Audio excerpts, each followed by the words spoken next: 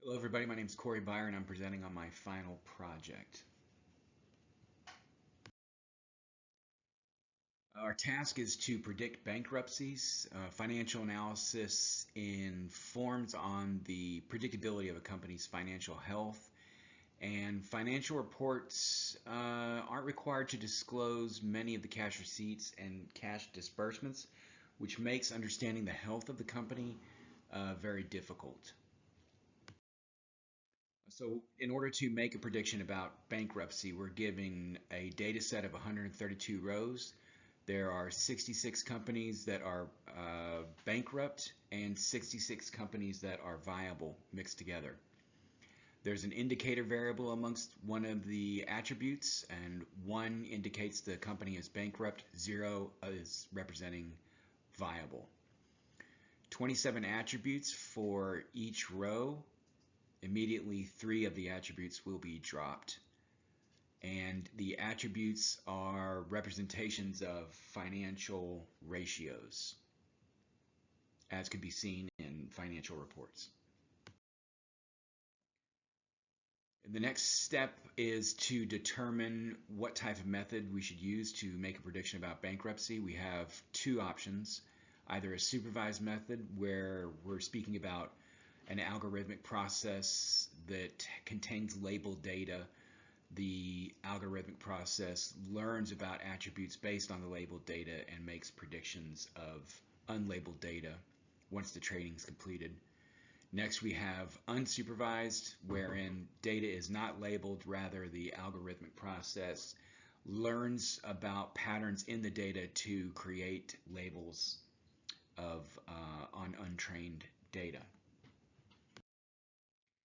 And so for this choice, we have labeled data for bankruptcy as binaries, 0s and 1s. So I chose logistic regression as my data mining technique. It's one that I'm familiar with and have used before and I enjoy. It's also, I think it offers insight about the relationship between variables so that it's not a quote-unquote black box approach. And it's one that I like and have used. So the first step in any data mining project is to inspect the data. And in this case, I think this is a great visualization of the data. We have a side-by-side comparison of each column in the data set, and the hue is whether a company went bankrupt or not. So if it was 0 or 1, so we can inspect the distributions of all the 0s and 1s per category. And immediately we can see now that some of these columns have very similar distributions, although the scale of this graphic probably distorts that. But some of these columns have very distinct differences in variance. So usually we think about variance as being noise or error, but I think in this case we can think about variance as being information. So these columns that have greater variance have greater information. A pairwise correlation. So we're seeing in here the item by item pairwise correlation visualization for each column in the data set. And I think this becomes important because what we're trying to do here is correlation is the tendency of the data to move in the same direction together. So if it's highly correlated, it means that the data is similar. If it's not correlated very well, then it means the data is not correlated, that doesn't move similarly. So if we look at rows 8 and up in the 20s, we can see that these values don't correlate well with everybody else. So here's an example. The column on the left, these are highly correlated. They tend to move together, whereas the image on the right is not correlated well, so they don't move together. And this means that there's separation between them. So that's what we're trying to do, is to separate classes by using the data.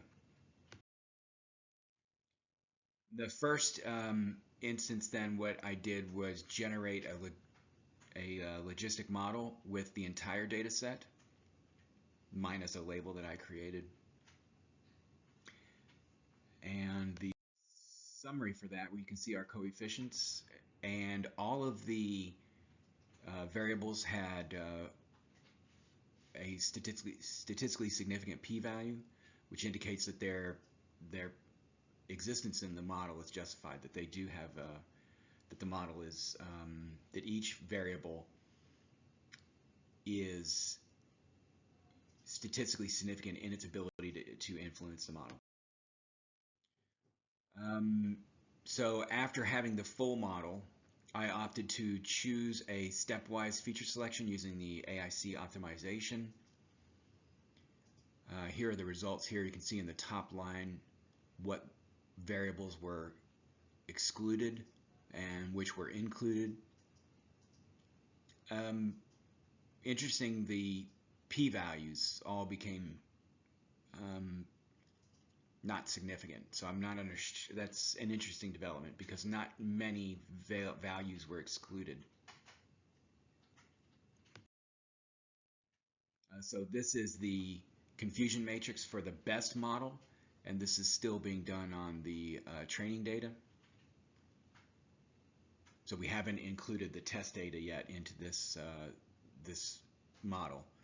And you can see that the best model for this confusion matrix shows that it has a 100% accuracy, that it absolutely predicted all of the zeros correctly and absolutely predicted all of the ones correctly, which is not what we're after. It's a little bit unsettling.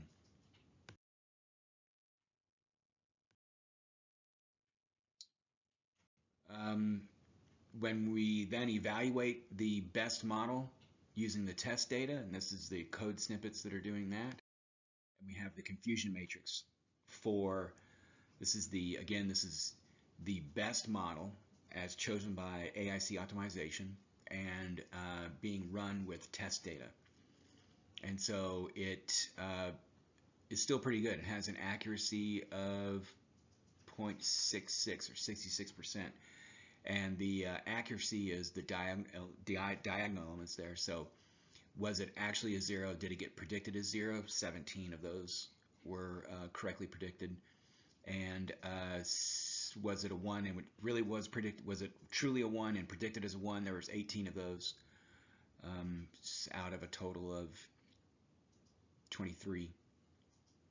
So the sensitivity is the ability of the model to accurately predict a 1 when it is a 1, and it's 56%, and we're looking for specificity as the ability to accurately predict a 0 when it is 0, and did that 78% of the time. This is the test data area under the curve, and there's a pretty big elbow there at 80, 82 or so in that region. So we can use that to optimize our cutoff score. So initially it was set to 50, but perhaps we could elevate it up to 80 and see what happens. But it really didn't have any influence, because if you look at this graphic here, you can see these are the predicted probabilities, and they're either, if you took the limit, they're either at 0 or they're at 1. There's very little, there's actually 0 values that fall anywhere other than 0 or close to 0 and close to 1, 0.9999. So adjusting that cutoff score doesn't have any meaning, because there were no values in the 80 range or even in the 50 range. They're all 0s and 1s. So that was the best model as done through AIC optimization, but it seemed that I guess kind of when the p-values became insignificant, it just made me curious about other possibilities that existed, and the AIC optimization really can also be thought of as the best model of bad models, so it may not be the very best model ever. So I chose to hand select variables that I thought contained some of the most information and built a model from these hand-picked values. And I did this with a train test split and repeating the same processes that we saw before, except I'm just using a few selected columns. And once I created that full model with the hand selected items, I then again chose a stepwise AIC optimization and said, show me out of this hand-picked selection, what is the best possible model out of this hand-picked selection? And we can see that model here.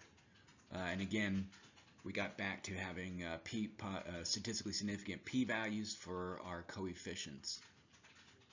And at the very top there, you can see what our model variables are.